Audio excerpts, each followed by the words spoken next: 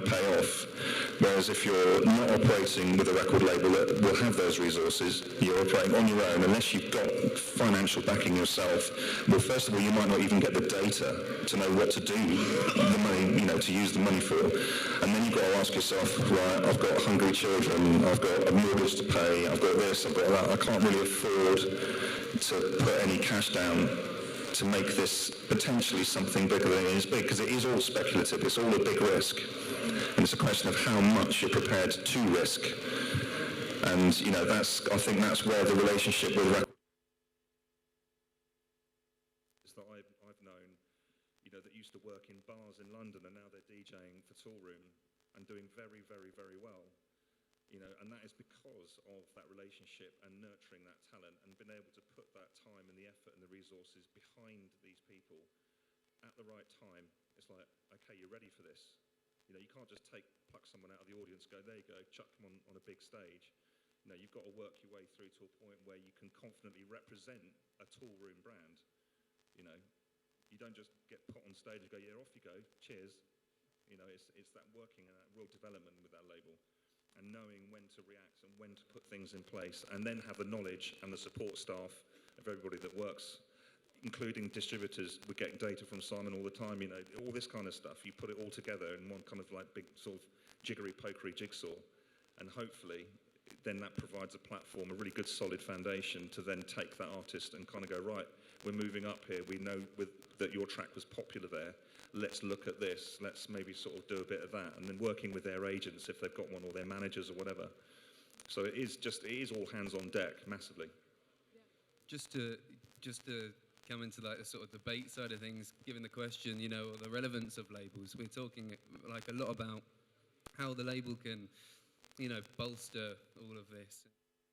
If we were to look on the distribution side and have a partner that has resource that's providing into the release and or the the catalogue of what an artist is building, the artist has built this community, then I don't necessarily see how, when if you think that if you're a direct with a distributor, you're going to be on better royalty setups, you can kind of decide on, if you are getting that bank, where that bank is going, so you can kind of have a little bit. Obviously there is, with any label, there's a lot of communication as to where money can be going, but if you have that money coming directly to yourself as an artist, you've created that community, you can really decide on where that would be spent and how that would best benefit what you're trying to do. And it also, I guess, comes to your point where if you have that ownership, so you being as a label, you have that ownership to be able to license the record. If you are already signed with a record label, you might not always have the, you could push the opportunity of licensing, but really it comes down to whatever record label you're signed with. If you're direct with a distributor, you've got complete control if that record is hitting a certain point where you can license it, so you can decide off your own back. And the infrastructure can come in and take hold when it might need to. So just thinking on the debate side of things, there is that. That's the communication side though, isn't it? It's always being in communication, with all the people that are involved in the process. So everybody knows exactly what's going on and when those things are happening, because, our recording contracts do stipulate that everything that we spend is to be discussed. We're planning to do this, or we're planning to do that, are you happy for this, blah, blah. Because as much as I firmly believe that artists do need record label support, record labels need the artist support as well, because it just doesn't function without it. You need the artist to really want to be a part of what you're trying to do. And they've got their own agenda with their own marketing and promotion strategy. They're working with their own management and agents and building up their own network and their own sort of community. It's all very much intrinsically connected now. Gone are the days where you sign a record and then basically just bugger off down the pub and go, yeah, I've signed a record, it's wicked. It's sold however many tens of thousands of vinyl. Awesome. It was such a whole different environment then. Now it really is a much more of a collaborative venture between artist, record label, and distributor, and publisher as well, of course. I also wanted to ask you, from an artist perspective, do you feel that if you're working with a record and you're like deciding, if you're working on a record and you're deciding, like, from your knowledge based on like your A&R background, does that kind of influence the creativity side, or where you might choose to want to make? There have been occasions where I have tried to steer the path of a record with the intent of it maybe appealing to a certain market. It was a fairly not very satisfying experience, if I'm honest. You know, the creative flow is not, you know, for me to enjoy what I'm doing, the whole point of why I'm sat here, you know, and not, you know, doing a 9 to 5 in a suit, is to be able to really enjoy the process of making music. We all get lost all the time, you know, there's always self-doubt. Is it good enough? Is it this? You know, is anyone going to listen to it? You know, is anyone going to buy it? Does anyone get played? And go through this turmoil literally on a day-to-day basis. But ultimately, I just have to remember the time as a, you know, 14, 15-year-old Richard Earnshaw sitting in a music shop in London playing on keyboards and thinking, yeah, I'm totally going to just make music using stuff like this. I want to make electronic music. And the sort of the lack of fear and the total enthusiasm and balls out, I'm going for it. I have to remind myself every time I'm in the studio that that's the reason why I got into it, and not to kind of cloud my vision. You know, I know for a fact, because of connections with record labels, if I make a record and it gets under the noses of other record labels, whoever it may be, Sulphuric, Defected, Toolroom, and they go, this is a bloody good record. It's just a phone call. Rich, we've heard this tune. So-and-so's playing it. You know, can we have a chat? And then it becomes something bigger than what you initially set it out to be. But, you know, some of the records I've made that are maybe quite, I don't know, they're for me, in a way. I have to do them. You know, when I did my very first album, I made it for me. And luckily, because it wasn't really a house music album, there was other, you know, a lot of R&B and all kinds of stuff on there. But it opened up a lot of my fan base to listening to the other stuff that I was prepared to do. And they have got a lot of enjoyment out of it.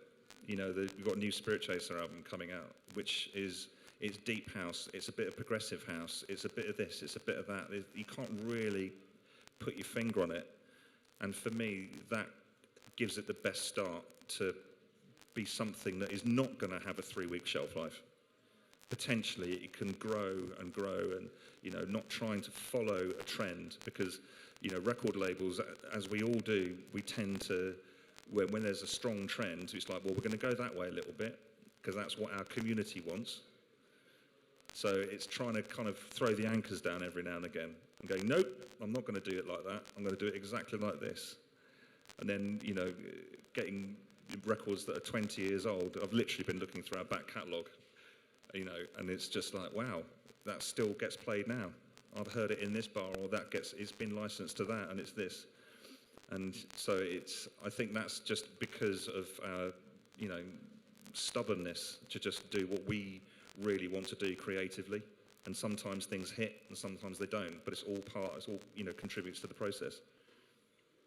I'm going to throw a curveball, because we're talking a lot about labels, but I want to talk more about the artist perspective. So, again, obviously we have to say very non-biased, because we work with record labels, but we are seeing more and more artists where commonly are signing with, commonly are getting signed to sort of larger independents, and then I think it's becoming less common, but now they're maybe 2 single deals and stuff like that, and we're finding that, you know, the label is like, yeah, well, we're not going to put this one out for a bit, and then they're having this massive 6-month gap where they can't do anything.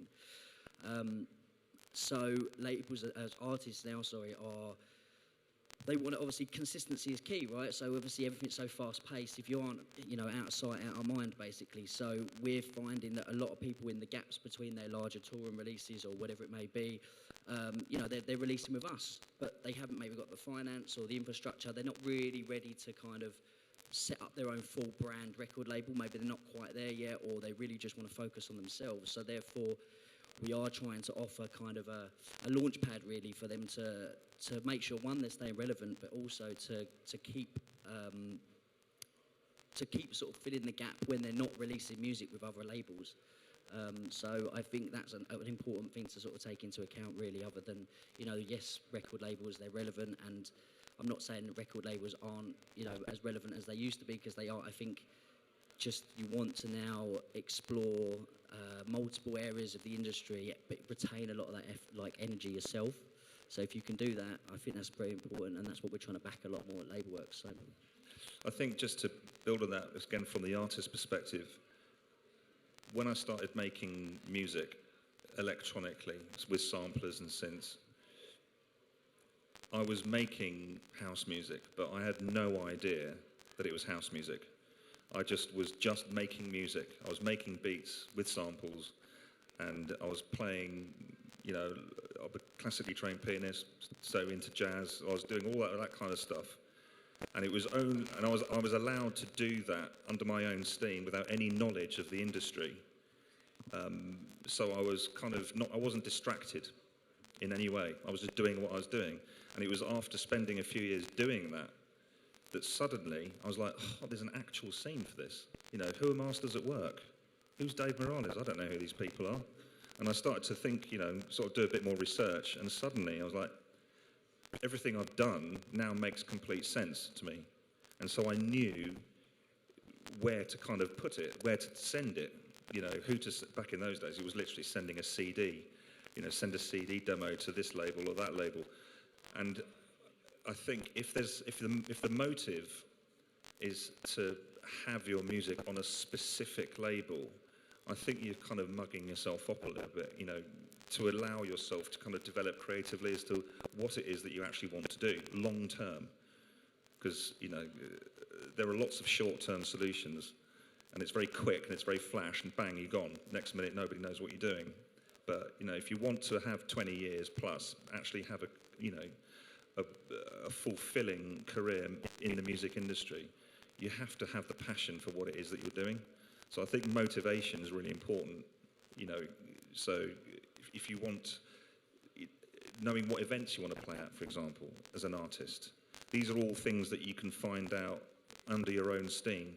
So I think there's probably place for direct artist involvement within distribution and record label. I think it coexists, because I think you need one to kind of figure out exactly where you fit, and then the label can then kind of take that and help nurture that even further. Yeah, I think just to extend on what Si was saying, but also just what you said at the end there, where knowing what shows you want to play, what artists you want to align with, and where you want to be fitting, a big part of that, as much as we all love to say it's all about the music, it's there's so many rungs. We were talking about this earlier, knowing your market and building your brand. And one of the things about having a setup that allows you to, set your tone, have your covers and your branding and your image and your content designed in a specific way, something that has like a direct distribution setup, you have full control over that, which can be strong when it comes to doing, the release setup that you're mentioning there, Si, where you can get caught in a stick, a sort of space that you can lose momentum in. That can be really damaging for the spaces that you want to be attacking. If you have something where you can set up your brand and maintain momentum with release after release, just to add, when you're a label and you've got an incredible amount of records on the run, there's only so many times an artist can release, within a year. If you have a setup that can allow you to go month after month with the branding that you like, you're more likely to be able to gain that momentum. And also, well, I say more likely is there's opportunity to gain that momentum and then better place yourself with those people that you want to be playing the shows with. I think you're right. We have an awful lot of records that come through. We run not just Toolroom but other labels, and you're right. As Simon said, some artists, you can't release every one of their tracks. It's about that artist and their team. Whether you're working with someone like Labelworx or you're working with an artist manager, it's about forward planning. When I'm talking to my brother Mark about what his year looks like, we're talking about 23, halfway through 22. Because you need to be that far ahead of yourself with your product, with where you want to go and where it wants to land. Because then come right back to the thing about being reactional in what territory. If you don't plan that far ahead, you are always chasing the tail of something you're never going to catch. So it's about having that forward planning. we mention it a lot to our students that come out of the academy. They finish their academy course and think, right, I'm done. No, you're just starting. And before you actually go out into the market, have all your product ready, have all your ducks in a row, because you're going to need that. Because when something does either kick off, you get taken off into another direction. But as Simon said, to keep in that shop window, you need another product coming pretty quick, either the next month. So it's having that, before you press go and go into the market, have I got at least 6 months worth of music to sustain what could happen after I press go? And that's where a lot of artists fall down and have gaps in their career, because they'll run very quickly to start, get a breather, let's run again. The market can't take sprints. It likes a marathon. It likes people that can run marathons. And if you can do that, that will build you, as Richard said, that will build you 20 years. It will build a career in music as opposed to a moment in time in music or a job in music. Yeah. Just, I mean, if you can forward, plan and get that far ahead, it's fantastic. But it can be tough for people as creatives. You've got all of these different ideas that are stemming out, and sometimes none. And for you to be able to plan your year so far ahead, fantastic. But sometimes you need to be reactive. Someone's got to say the words TikTok. And if there's something that happens on TikTok, there's a moment, and you've planned out 6 months, but there's a record that starts to click because so-and-so's played it, it's happening on content, and you need to react to it. There's benefits to be able to do that in certain setups, to know, right, well, yeah, we've got our plan, but with the way that we're currently set up, we can be reactive, we can do the damage with this in the moment. That's a good point. Everything you put out doesn't have to be a record. You just mentioned TikTok there. You might have a record out in March, and you've got nothing to come in April. Do something else. Write a sample pack. Do something else. Get yourself out into the market in another way so your audience can see you as a rounded artist, not just someone that pumps out tracks. Do something on TikTok. You've got, when me and Richard started, there wasn't nothing but putting out records. You put out a record, you DJ'd in the club. Now there's a million other things you can do around those things to keep you in that spotlight. But again, you've got to have two things. You've got to have plan A, which is the plan you're sticking to for the year, and plan B, which is your reactionary plan. What am I going to do if this kicks off? What am I going to do if I'm sitting on my hands for a month? You know what I mean? And that, again, comes with having people around you, to have all that pressure on you to come up with the creative idea, the creative execution. That's too much. You will burn out at some point. And as well, you can't have all the ideas, That's where things like Tool and Labelworx, there's a group of people at Labelworx that are all throwing ideas to the pot to help that artist. Your label manager might not have that idea for you, but it's come from someone else in the office. But being associated with those people will help you through that. I think to cycle back... I'm sorry, guys. Sorry. I'm loving that you're on a roll. Sorry. I'm going to have to open it up to the floor for some questions. Does anyone have a question? Actually, can't see if anyone does have a question. Shall I carry on then? All right, to the bar then. Anyone? Come on.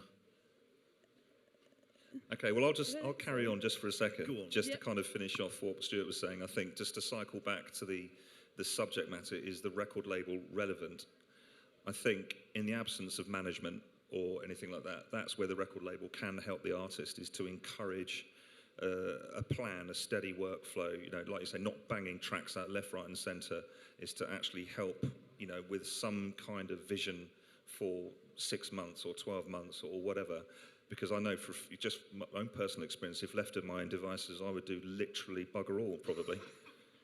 So luckily my business partner is constantly like, Rich, let's do this, let's carry on, let's plan for that, let's blah, blah, blah, blah. So that's where it really does come in. It's a support mechanism to help the artist kind of, like you say, get their ducks in a row. I think relevance is a good word. It's not, is a record label relevant? Am I relevant? Am I relevant to the music I'm making and to the audience I'm putting out to? Because if you are, then people will want to work with you in order to enhance your relevance. Yeah? I think that's a really nice note to end the panel on, actually. Mic drop. I just wanted to say thank you so much, everyone, for coming down, and thank you, everyone on the panel. Thank you to Labelworx and the Nighttime Industries Association for having us.